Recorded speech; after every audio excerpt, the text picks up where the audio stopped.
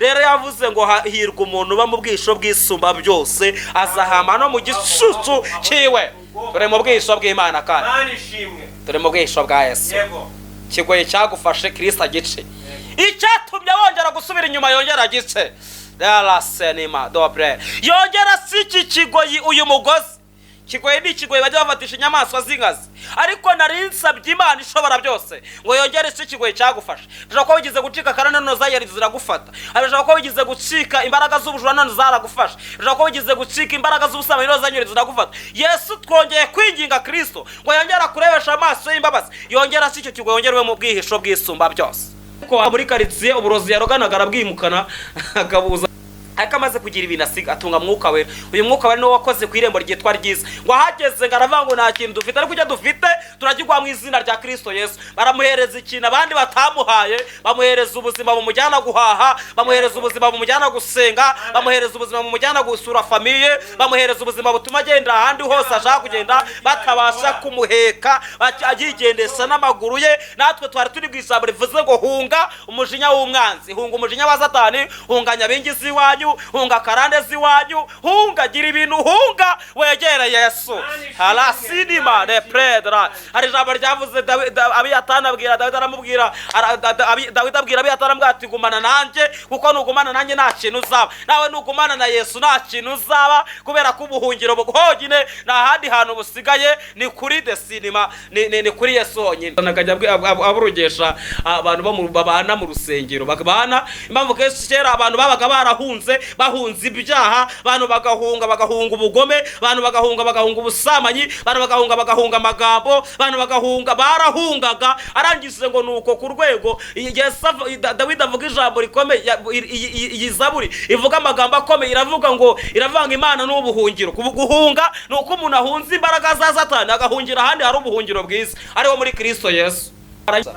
Yesu arusha bandi bose kudukunda, arusukwa bavandimwe bakundana, nawe izindi nshuti zose zaduhararuka rwose. Yesu nabwa hemukira bakunda, nawe izindi nshuti zose zaduhararuka rwose. Yesu nabwa hemukira bakunda. Giza wajya gusenga, ndavugana n'abantu basenga Imana, abantu bizera imvugo y'Imana, abantu bizera ihumure Kristo ajya atanga, akababwira ngo mwana wanjye nubwo bimeze gutyo ngutangarishije ijambo rivuze ngo humura ntacyo uzaba, ndi Imana yavuganye nawe kandi nzabikora. Akakubwira ngo ndi Uwiteka simbeshya. Yavuze iri jambo uko byagenda kose umuntu atahanezerewe. Rero na Petero yarakurikije ahantu yagiye yagendana n'Imana, asanga Imana nihemuka, asanga Imana yagiye imukorera ibirenzewe ibyo yibwiraga. Arangije amubwira amagambo akomeye, aravuga ngo twakuva tukajya he. Mu Kristo TV, ishakiro ry'ubutumwa bwiza. Abasuje nanone kandi inshuti bakunzi ba Mu Kristo TV, mwebwe mudahema kudukurikira. Nanone tugarutse kuri kamera za Mu Kristo TV kugira ngo tuganire ku ijambo ry'Imana. Nkuko mubibona turi kumwe n'umutumirwa, arabibwira. Wowe niba ugeze aha ngaha ari ubwa mbere, turagushishikariza gukora subscribe, ugakanda like, hanyuma ugasangiza n'ubutumwa kugira ngo bugere ku bantu bose. Ijambo ry'Imana rero ni umutima utera imbaraga, niyo mpamvu natwe tutazarambirwa uko bukeye kubatumirira umukozi w'Imana. Turamukunda kandi nkuko namwe mudahema kwitwereka muri komenti, mudusabira umugisha kandi musabira imbaraga, tugira ngo twongere tumwakire nanone atugezeho icyo Imana imushyize ku mutima. Karibu wongera kwibwira umuntu ugeze aha ngaha ari ubwa mbere, kugira ngo abashe kukumenya kandi utwinjize no mu mwanya w'ijambo ry'Imana, utubwire icyo Imana imushyize ku mutima. Karibu wibwira abadukurikiye. Murakoze cyane. Amazina yitwa Nsengimana Emmanuel, ndi umugabo. Imana mu gihugu cyo mu ijuru duhana umugisha kandi Imana tugirire neza.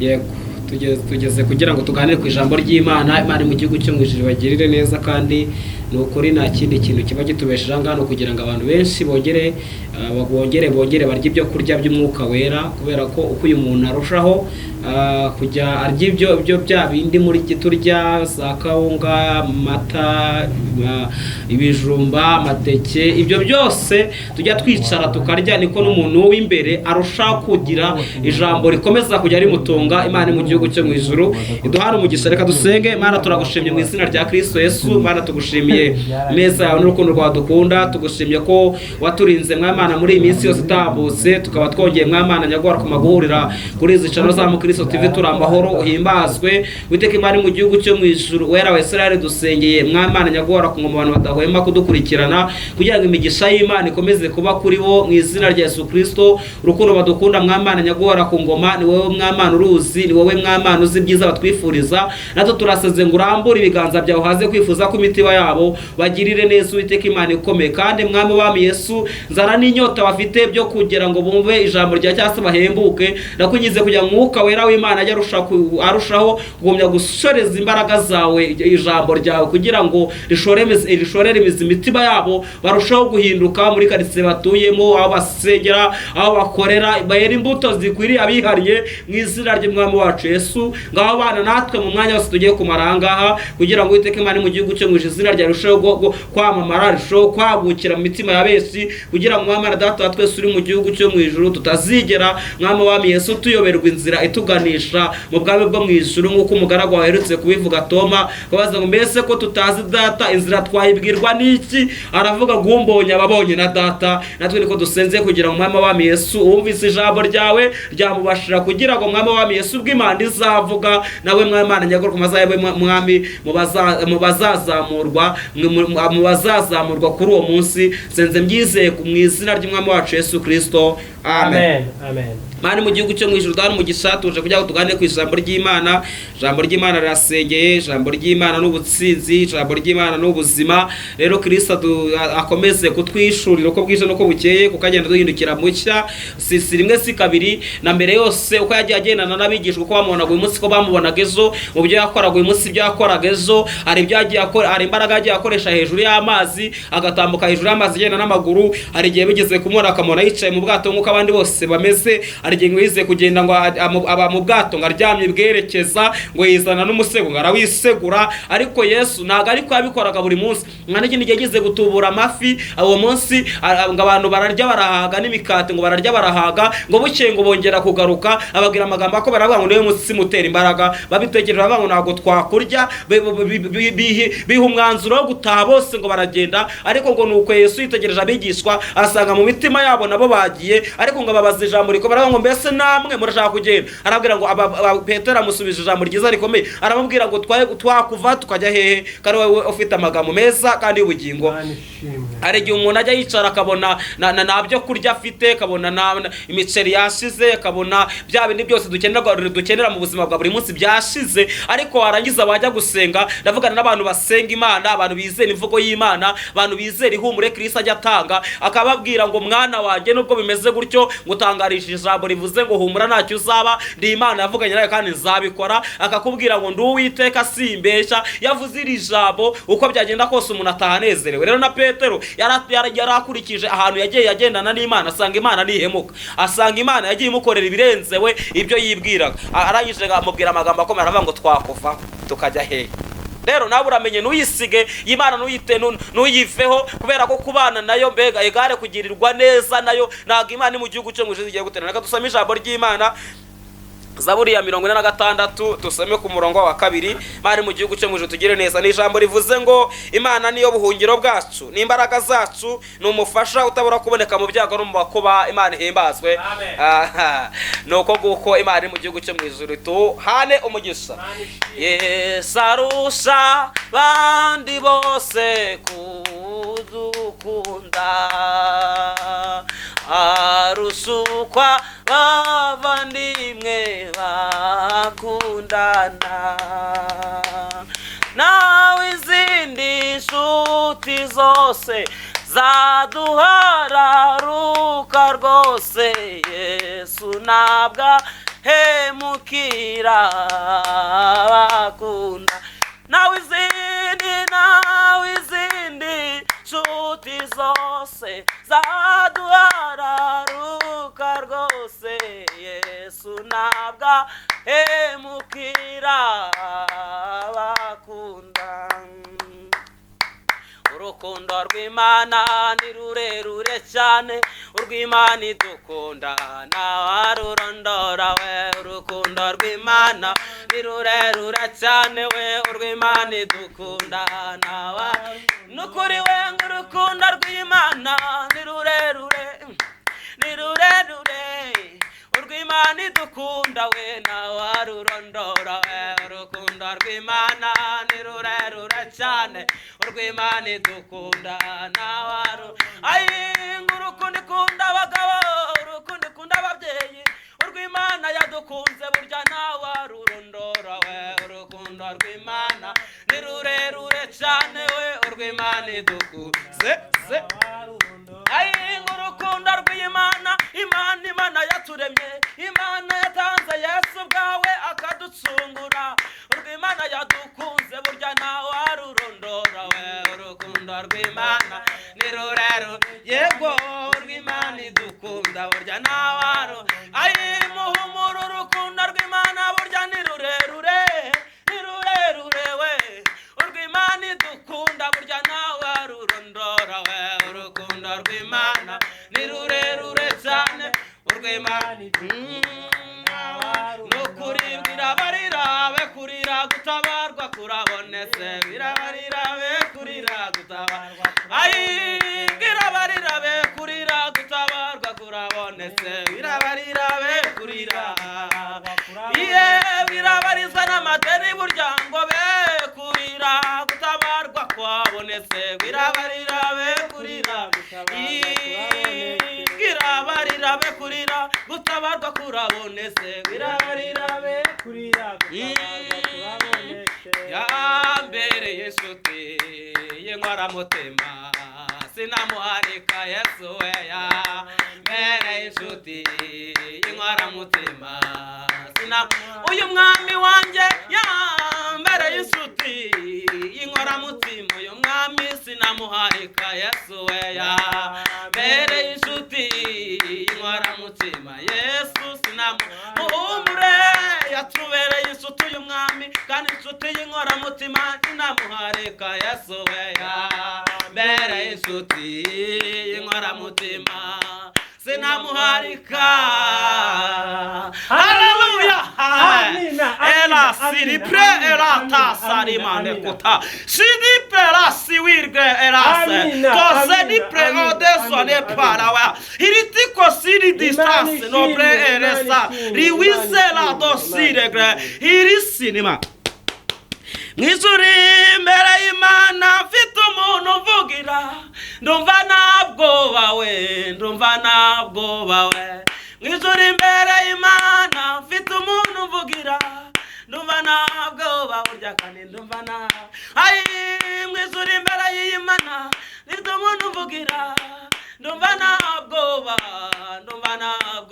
we mw'ijuru imbere y'Imana mfite umuntu uvugira ndumva ntabwoba we Mana ishimwe Imana ihimbazwe kandi Imana iri mu gihugu cyo mu ijuru turayishimiye muririmbyi aririmba neza aravuga ngo mw'ijuru imbere y'Imana aravuga ngo mfite umuntu mvugira aravuga ngo kandi ndumva nge ntabwo bafite aravuga ngo bwira abantu barimo bararira be kurira kubera ko gutabarwa kwabo kugeze gute kurabonetse Imana iri mu gihugu cyo mu ijuru bahereza umugisha Imana bagirire neza ijambo ry'Imana tuvuze dusomye riravuze ngo Imana n'ubuhungiro kandi geretse kuri ibyo ngo Imana n'umufasha ni umufasha utabura kuboneka mu byago no mu makuba iyi Imana iri mu gihugu cyo mu ijuru ntabwo igira rutangira kubera ko niwe buhungiro yego Jambo ryaravuze muri Matayo numva igice cyaho cya 11 umurongo 28 aravuga ngo yemwe abarushe n'abaremerewe aravuga ngo munsange ndabaruhura Imana mu gihugu cyo mu ijuru niho honyine ho guhungirwa Imana ihimbazwe buhungiro bwose bubonerwa muri Kristo Yesu buriya igihugu kiramutse gifite intambara kikaba ngombwa yuko umuntu ahunga umuntu wese ahungira ahantu hari ubuhungiro nabo hari nago wajyayo umuntu wese yahunze aba afite ikintu ahunze, yaba amaze kugira ibintu ahunga akagenda agahungira kandi ahantu hari ubuhungiro. Imana ihimbaza. Niba twese twagiye duhunga ibintu by'ibyaha, kandi batangariza umuntu uhunze atandukanye n'umuntu wimutse. Yego, umuntu uhunze arahunga, yahunze ni uvuga ngo aka kanya yagize ikintu kibangaha nicaye nahunga, na Bibiliya vitanga ntago nayibuka, na telefone vita sinayibuka kubera ko ni ikintu kinunguye ndahunze. Ariko umuntu ugiye kwimuka aritegura,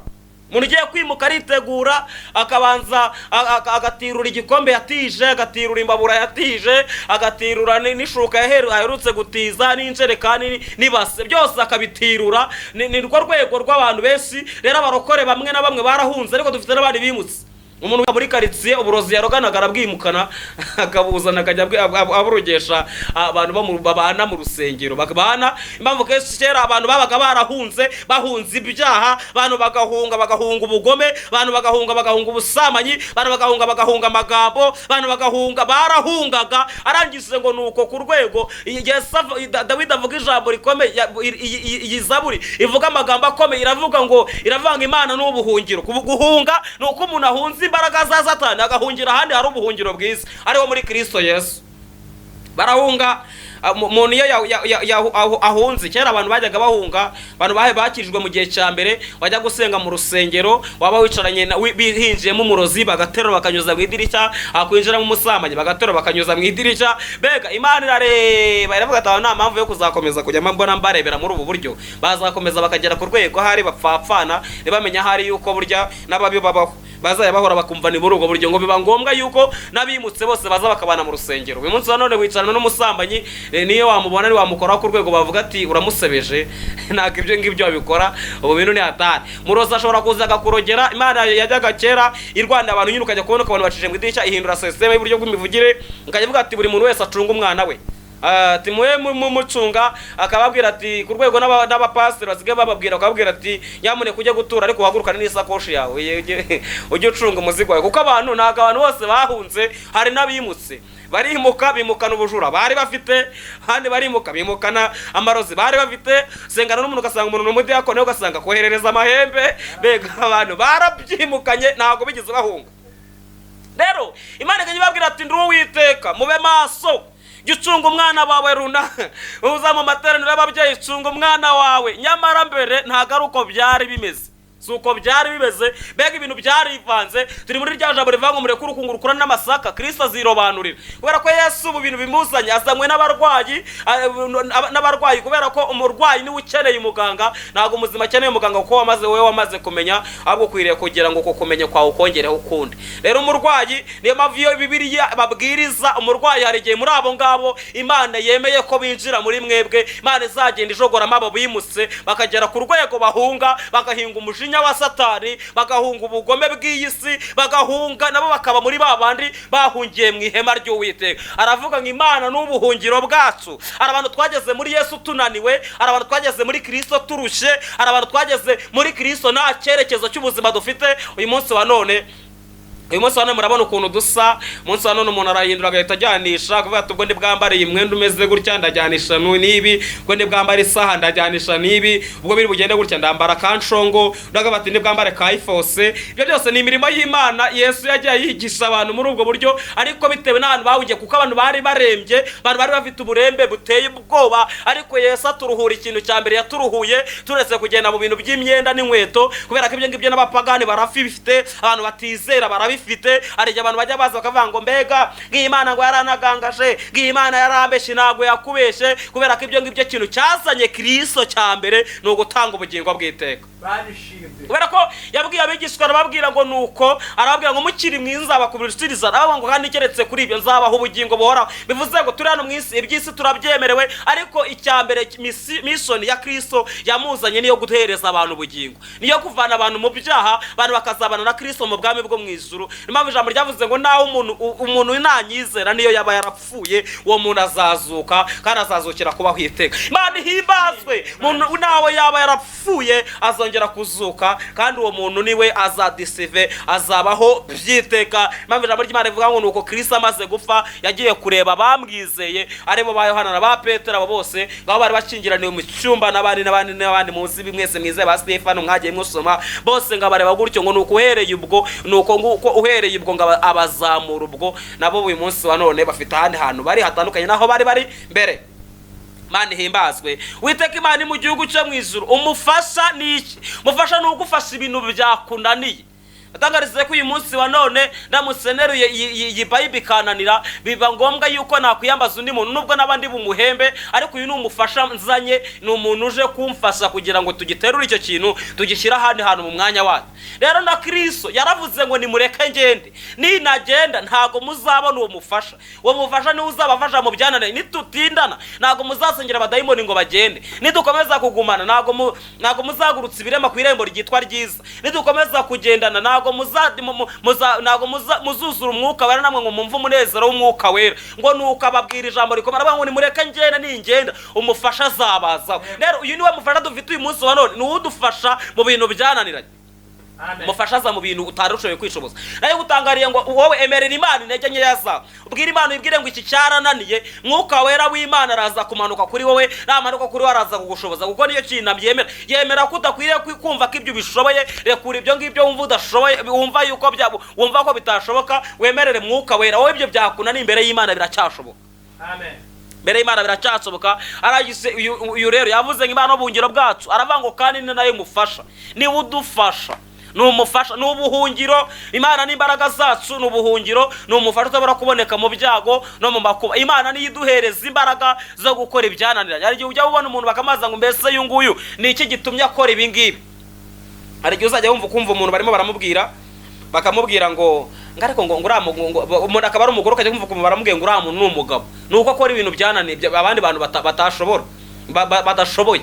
Imikorere ye ni nk'iy'abantu b'abagabo. Umuntu ashobora kuba ari umugabo mu buryo bwo kuba yambaye ipantaro cyangwa mu buryo bw'ibindi musanzwe muzi muri abantu bakuru, ariko ugasanga mbega uburyo ateye bakaba bata turiya we ni umugore pe, mbega kandi ni umugabo mu buryo buri fizika, ariko bamureba bareba ibintu arimo arakora bakamubona mu rwego rw'abagore. Hari igihe umuntu ashobora kuba ari umwana mutoya, ariko kubera ibitekerezo afite n'ibyo akora bakamubona mu rwego rw'abagabo. Rero na Kristo niwe wenyine uza kudufasha mu bintu byananiranye. Dukeneye ubufasha buva ku Mana.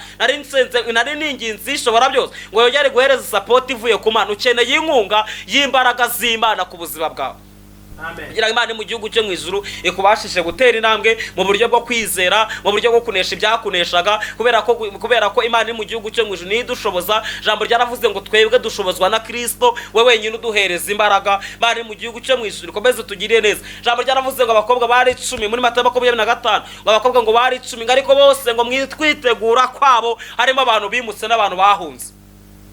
Iyo umuntu yahunze abazi cyamuzanye, abazi n'icyo ashaka, nta nubwo yita ku magambo bamuvuga, nta nubwo yita ku bindi abantu bakora. Hari igihe umuntu usanga umuntu yarakijijwe akita ku myambarire y'abantu ngo byamucumuje, ibyo muzabana nabyo. Hari igihe umuntu yita akizwa yahunze akagenda agasanga arimo aracumuzwa ngo nuko abantu bamuvuze. Oya, wicumuzwa nuko abantu bakuvuze, ahubwo ukomeza agakiza, kubera ko muri iyi nkuge dufitemo benshi. Jambo ryarambwiye ngo nuko Imana mu gihugu cyo mu ijuru ibwira umugaragu wayo Nowa, iramubwira ngo nuko ngo bazi iyo nkuge ngo ibaze mu giti cya koferu, ngo nurangiza ngo iyo nkuge ngo yisare, ngo iyo nkuge nibwo buhungiro uzawungiramo. Ngo biba ngombwa yuko iyo nkuge ngo agira abandi bantu baza kumuca intege, ngo bakajya baza kuyikoreramo, bakaza ngo bakayikoreramo ibyamfura mbi. Ariko ngo Imana mu gihugu cyo mu ijuru ikomeza kureba umuhate wa Nowa. Imana mu gihugu cyo mu ijuru ikomeza kuvugana na Nowa ngo akajya agira abantu baza kumumusada bagakora, barangiza bakagera bakarambirwa. Uko byagenda kose muri uru rugendo Imana igira abantu bataga umusada utagira ahantu wandikwa. Mande dufashe kugira ngo ibintu dukoze bigira ahantu byandikwa. Ntugakora ibintu bitagira ahantu byandikwa mama, ntugakora ibintu bitagira ahantu byandikwa papa. Jambo ryaravuze ngo umurimo kuboko kw'iburyo ni gutanga, uko ibumoso ni kukabimenya. Nuko abantu benshi bajya bakora ibintu, bamara kubikora bagatangira guhinduka, bakajya bavuga ibindi bitandukanye n'ibyo bakora, kandi cyangwa ugasanga byatumye bihinduka igisebo, ugasanga byatumye bihinduka urubwa, umuntu akajya avuga ngo uriya mwenda runaka yambaye n'igihe wamuhaye uyu munsi runaka iyo ataza kungira n'aba yariye. Hoya, tubereyeho kugira ngo dufashanye. Ushobora kuba muri kimwe runaka adafite, mu mbaraga runaka wowe adafite, wowe uracyabishoboye. Ushobora kuba kubana kwacu kwiza muri myamya avuga ngo barahugurana, kubana kwabo kwizara wihanganira undi. Nari nsenze kugira ngo Imana yongere kugarukaho bundi bushya, wibuke imbaraga z'Imana. Imana yaraguhungishije, uramenye nuve mu buhungiro bw'Imana, niwongere gusubira inyuma. Ijambo ryambwiye ngo abantu ngo umuntu ngo usubira mu byaha ameze nk'ingurube ngiruka, warangiza ngasubira mu birutsi byayo, biragatsindwa n'Uwiteka ku muntu waba wakwihana yarangiza agasubira mu bintu yihannye. Nyamara Imana yaragutabaye ikaguteturura, yarangiza ikagushyira mu buhungiro. Uyu munsi hano ukaba ufite umunezero w'abana b'Imana. Imana iri mu gihugu cyo mu ijuru kunezeze. Turi mu mwanya mwiza kugira ngo twongere dukurure ubwiza bw'Imana, twongere twibuke imbaraga za Yesu, twongere twibuke iby'Imana yakoze. Imana yakoze iby'imbaraga, ibyo utari bushobore Kristo we yarabikoze. Muri mbyanditse kuri mabagambo akomera avuga ngo yakoze ibiribo ngewe nari gushobora, mwana w'umuntu ngewe sinari buyishobore, ariko Kristo we arayikora. Mani mu gihugu cyo mu ijuru himbazwe, mani mu gihugu cyo mu ijuru komeze kugenda yongera kugenda ihereza abantu ubwenge butuma bayishurirwa kuyimenya cyane ko Imana iri mu gihugu cyo mu ijuru. Ijambo ryaravuze ngo nkunda bankunda, kandi abantu nibanshakana umwete ngo abo bantu bazambona. Natwe rero turasenze turasaba kugira ngo umuntu wese yongere muri iki gihe cya none yitekerezeho, arebe imbaraga arimo arakoresha imbere y'Imana, urebe intambwe bateraga wongere ugire izindi utera. Mani iri mu gihugu cyo mu ijuru igira abantu bayihereza umubyizi w'ubuntu, ntabwo yawanga. Ariko Imana mu gihugu cyo mu ijuru ikeneye n'abantu bahungiye muri Kristo, baje mu bwihisho bw'Imana. Bwihisho bwa Kristo ntago bufa, bwihisho bwa Kristo nta ntambara zibayo. N'umuririmbyi yarimye amagambo akomeye, aririmba indirimbo nziza. Nta ntambara ziba iwacu mwene Dawidi yaratsinze, nta ntambara zibayo, nta ntambara ziba iwacu mwene Dawidi yaratsinze, nta ntambara ziba iwacu mwene Dawidi yaratsinze. Ahantu turimo turagana nta ntambara ziriyo, ahantu turimo turagana nta gufusha kuriyo, ahantu turimo turagana nta matika ajyabayo. Ahantu turimo turajyayo, ahantu twerekeza hariyo amahoro masa. Muririmbyi aririmba aherutse kuririmba, araririmba ngo mu ijuru ni heza, kandi mu ijuru koko ni heza, nta mibabaro ibayo, nta bitaro bibayo, abarwara barwarira inahangaha, imibiri turyiturira ino, basambana basambanira ino, abiba biba hano. Ariko mu ijuru iyo ngiyo Yesu yarabyanditse, aravuga mu gice cyaho cya 35:8, aravuga ngo hazabaho inzira nyabagendwa, aravuga ngo iyo nzira izitwa inzira y'ukirano yo kwera no gukiranuka, aravanga abagenzi naho baba barabaswa ntabwo iyo nzira bazayoba. Aravuga ngo nta nyamaswa y'inkazi zizabayo. Nubwo bimeze gutya hano nyamaswa hano muri iyi si turimo hano tubaye, haba inyamaswa z'inkazi, nyamaswa iragutonomera ukavuga ati mbega uru rugendo niba ari ukunguku barugenda ndaruretse. Aroretse kubwiriza aravuga ngo umusaraba si igiti. Yesu avuga amagambo ko aravuga ngo umunankurikira banze yange, namara kwiyanga he kumusaraba. Na ibintu w'iparadizo, ibintu wihaye ukumva ko uzaba amahoro muri iyi si nagahanga ari iwacu. Aha turabashyitsi nabi mu cyaro turimo turagenda, turimo turerekeza mu bwami bwo mu ijuru, kandi ubwo bwami bwo mu ijuru bujyamo gakwiriye kwiboneza nk'uko nguwo abone. Amen. Mani mu gihugu cyo mu ijuru hereza umugisha. Narinzanye ijambo rikubwira ngo Imana ni ubuhungiro, Imana ni umufasha, Imana ni umufasha wacu, ni imbaraga zacu, ni imbaraga zawe. Imana mu gihugu cyo mu ijuru wongere uyikunde, Imana wongere uyizere, nuyitakariza icyizere. Ni inshuti nziza, bantu mujya mwizera imiryango yanyu, mukizera ababyeyi bababyaye, mukizera iminane babahaye, ibyo mukabyizera mukumva nyine birakomeye. Ariko hanyuma y'ibyo ngibyo Imana mu gihugu cyo mu ijuru ibyo bizashira. Ariko hari ibindi bintu dufite muri twebwe. Niyo Petero na Yohana bigize kuvuga ku irembo ryitwa ryiza, baravanga ifeza nazo dufite, bega amafaranga yo ntayahari, uratubona muri costume, ariko ni ukuri pe ubu tureba mu mitima yacu turera, tureba turimo turera rwose. Hari imvuga abanyarwanda bajya bavuga tubu ndimo ndareba hejuru nk'umufuka w'ishati. Bega hari ibintu byaranze, hari igihe ureba ukabona ibintu byarakomeye, ariko ngo bari bafite ikindi kintu, bari bafite izindi mbaraga muri bo zibakoreramo, kubera ko ngo bari barahunze byiteka. Petero atarahunga ngo areka asiga indobani, asiga inkota, ntabwo yigize atunga mwuka wera.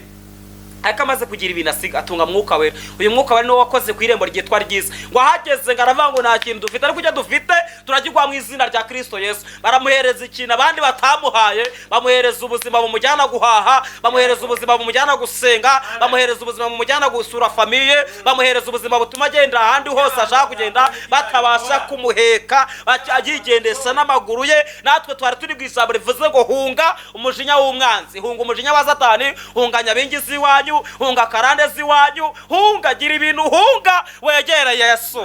Halasinima de predra. Hari ijambo ryavuze Abiyatani abwira Dawidi, aramubwira Dawidi abwira Abiyatani ati gumana nanjye, kuko nugumana nanjye nta kintu uzaba. Nawe nugumana na Yesu nta kintu uzaba, kubera ko ubuhungiro honyine nta handi hantu busigaye, ni kuri the cinema, ni kuri Yesu honyine. Amen. Abantu bajyaga kubibona ngo hari umuririmbyi waririmbye nzataha Yerusalemu nshya aho umwami anegereje. Ariko uyu munsi wa none ibintu birimo biraberayo ni hatari. None ubwo ntitudahungira kuri Yesu, hano haze hose ni hatari. Hari Yerusalemu nshya, hari n'iriya yo hirya hariya ntabwo ariho turimo turashaka kujya.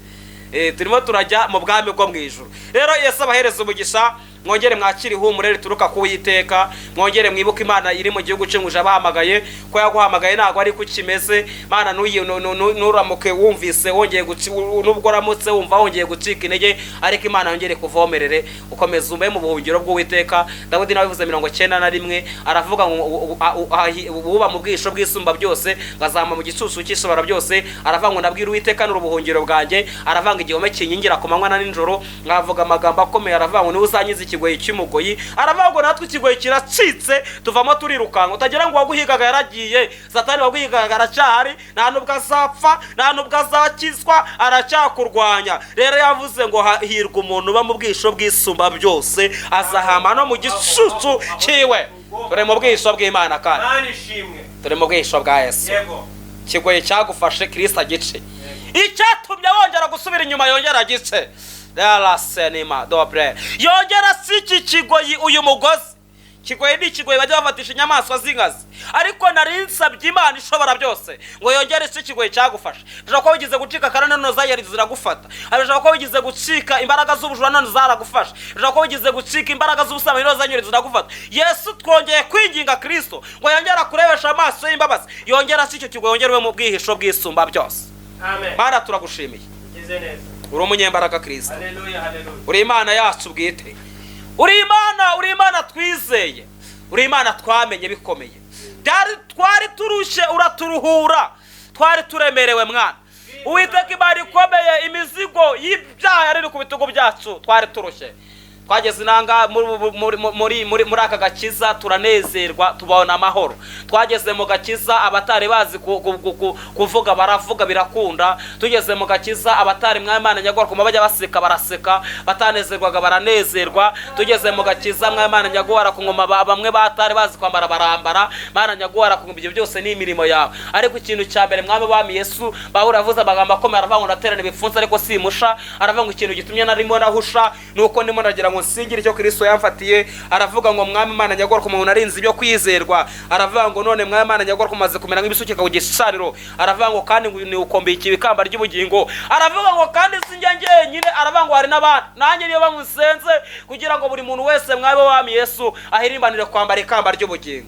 Urakoze urakarama. Rero ndasanze kugira ngo Mwami Imana nyagora ku ngoma uwera wa Israel, umuntu wese ugerwaho n'ubutumwa bwawe bwiza, arushaho Mwami Imana nyagora gukira uburwayi bw'ibyaha, bashe gukurwaho urubori mu izina rya Yesu Kristo. za nyiramuhazari ziri muri bo zivemo mu izina rya Kristo Yesu, kugira ngo uwo mwanzi adakomeza guhahira wa Israel kubona connection yaho yinjirira. Urakoze urakarama, ngaho turagushimye, ngaho bwaza kandi utegeke abantu babo muri kishirizo umucyo wawe wirukana umwijima ku buzima bwacu mu izina ry'Umwami wacu Yesu. Senze byizeye mu izina rya Kristo Yesu. Amen. Amen. Amen.